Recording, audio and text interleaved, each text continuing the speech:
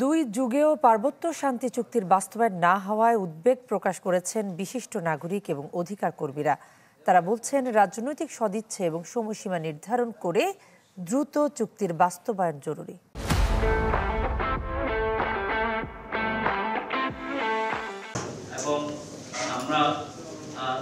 দুই যুগ পেরিয়ে গেলেও বাস্তবায়ন হয়নি পার্বত্য শান্তি চুক্তি।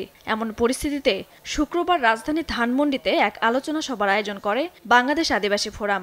চুক্তি বাস্তবায়নের দীর্ঘসূত্রতায় উদ্বেগ জানান বিশিষ্ট নাগরিক, রাজনৈতিক নেতৃবৃন্দ ও অধিকার কর্মীরা।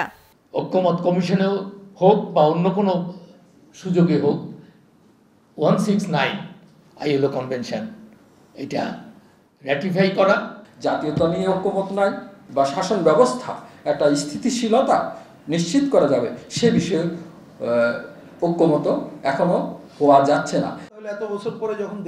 এ সময় বাংলাদেশের কমিউনিস্ট পার্টির সাধারণ সম্পাদক রুহিন হোসেন প্রিন্স বলেন, এই সংকট রাজনৈতিক এবং এর সমাধানও রাজনৈতিকভাবে হওয়ার দাবি রাখে। চুক্তি করলাম, কাগজে কলমে বললাম, মিটিং এসে বললাম, কিন্তু যারা করব আমরা কি এটুকু উপলব্ধি করছি? আমরা এটাকে সংকট সমাধানে মনে করি?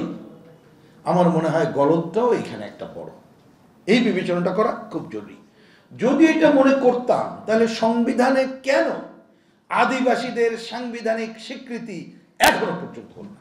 এইভাবে এই বিষয়গুলো সম্পর্কে আলোচনায় অংশ নিয়ে দুদক সংস্কার কমিশনের প্রধান ও টিআইবির নির্বাহী পরিচালক ডক্টর ইফতেখারুজ্জামান বলেন, জুলাই আন্দোলনের পর যে সম্ভাবনা তৈরি হয়েছে তাতে সবার অধিকারের কথা বলা হলেও আদিবাসীদের অধিকার প্রতিষ্ঠার ক্ষেত্রে রাষ্ট্রের মধ্যে এখনো অনীহা স্পষ্ট।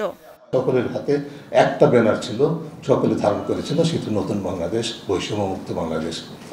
কাজে সেখানে তো আমাদের অনেকের যৌক্তিকভাবে প্রত্যাশা ছিলই যে অন্যান্য বৈষম্য শিকার যে জনগোষ্ঠী তাদের মতো আদিবাসীদের ক্ষেত্রেও সেই বিষয়টা একইভাবে প্রযোজ্য হবে। শান্তি চুক্তি বাস্তবায়নের পথে রাজনৈতিক সদিচ্ছার অভাব, প্রশাসনিক জড়তা ও সাংবিধানিক স্বীকৃতির সংকট স্পষ্ট, এমনটাই মত আলোচকদের। তারা বলছেন, রাষ্ট্রীয় নীতিতে আদিবাসীদের জায়গা নিশ্চিত না হলে শুধু চুক্তির কাগজ দিয়ে সমতা আসবে না। পার্বত্য চট্টগ্রাম।